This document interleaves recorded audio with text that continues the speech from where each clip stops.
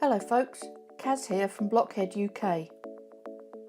There has been lots of construction going on in Blockville recently, so this will be a longer video than normal, giving you a good look around. I've had the basic structure for the tan retaining wall built for some time, mainly with pieces from a couple of pick-a-brick visits to get lots of basic bricks in tan.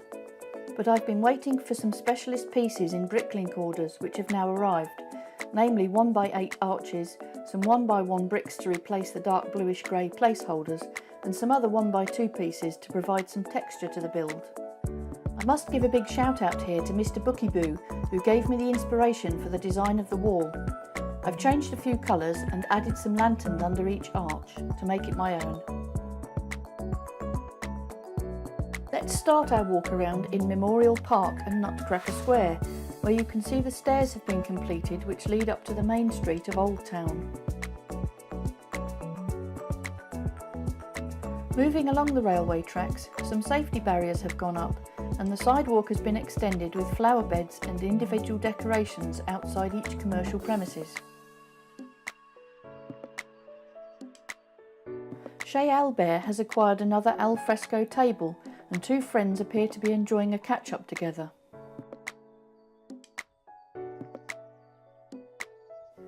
Meanwhile, a sporty lady has just come from the gym and is about to interview a new tennis coach so she can improve her game. On Main Street, SigFig Kaz is admiring the view, while the fancy dress parade is gathering pace behind her.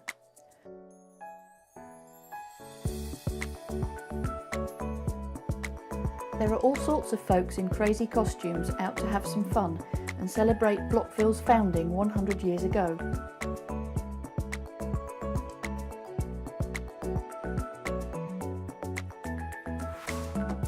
Three aliens appear to be having a Mexican standoff along the way. I think my money is on the dude with the blaster. I'm not sure if that banana is loaded.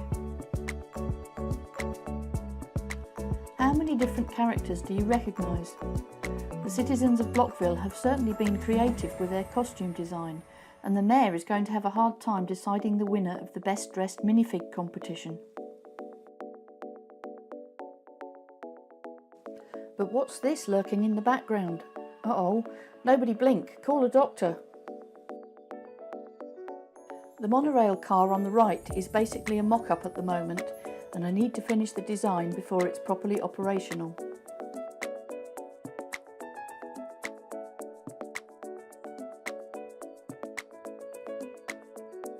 A pan back along Main Street brings us towards Ninjago City again. Who's that lurking on the walkway?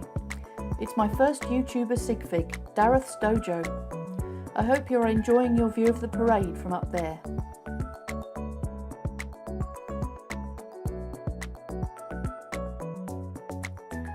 Round the corner we see how the Ninjago City Canal drops down a huge waterfall to the lake below. I saw this curved window piece used in a small waterfall mock by Lion Bricks a few weeks ago and thought it would be perfect to use for my much larger waterfall over the cliff.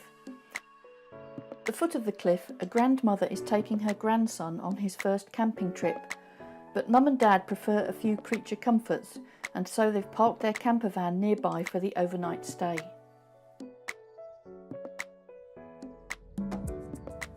One of the big attractions at Mount Clutchmore Funland is the yellow Submarine simulator ride. Visitors can take a virtual tour under the sea and meet the Beatles lookalikes who look after the ride. One lady is particularly delighted with her fortune prediction, which she has just received from the Zoltar fortune telling machine, a mock which I saw on Small Brick City's excellent channel recently. Talking of mocks, I've made a couple of these entry booths and security scanner gates for Funland, where visitors can buy their tickets and have their bags checked before entering.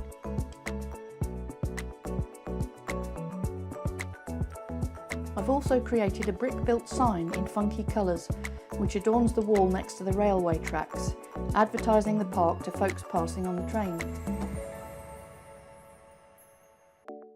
Next to the pirate roller coaster, I have built a little version of Miniland with Lego models of local architecture on display for the minifigs to see.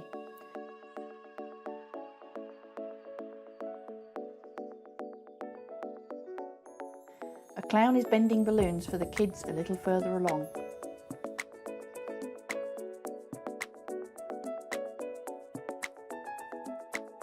Funland has a little bit of parking for vehicles behind the Sweet Surprises candy concession stand, which sits in the middle of the pirate coaster.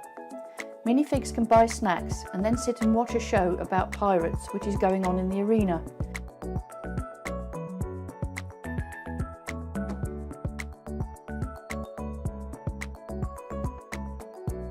It's a bit dry at the moment, but I hope to add some water soon.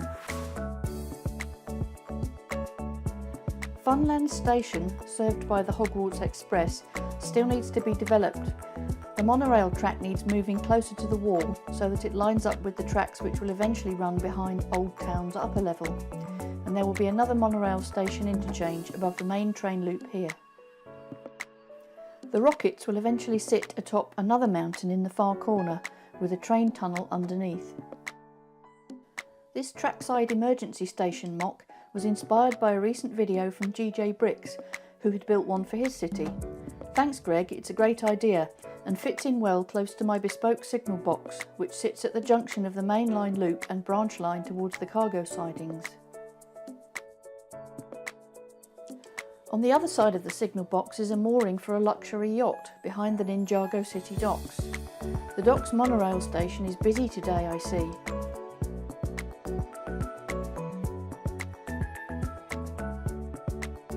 It also has great views across Anton's Wharf from the elevated platform.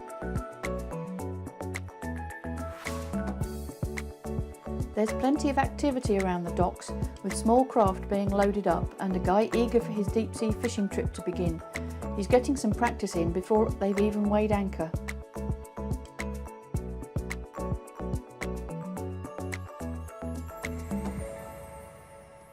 Meanwhile, on the jetty, a clever student is sitting doing some of her applied maths homework. This area requires a lot of transparent tiles, which I haven't yet been able to source, but they will come in time. It looks like Batman is on lifeguard duty today, and he's already been called out to help a surfer in distress.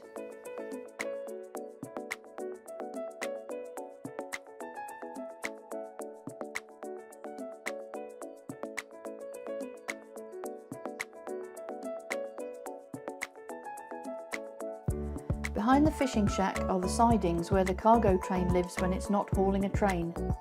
A couple of new holiday homes have sprung up behind Anton's Wharf next to the sidings. The larger one is made from 2 modular modern home sets, which provided enough bricks for a decent building. There's also a smaller set, the modular poolside holiday, which has been given some landscaping to finish it off. The final dwelling, for the moment, is 3 Pines Lodge, a luxury home with great views across the bay. I hope you've enjoyed this extensive tour of Blockville. In future videos, I hope to showcase some of the mocks and mods I've created for my town. If you enjoyed this video, please give it a like and subscribe to my channel so you can see new content when it is released.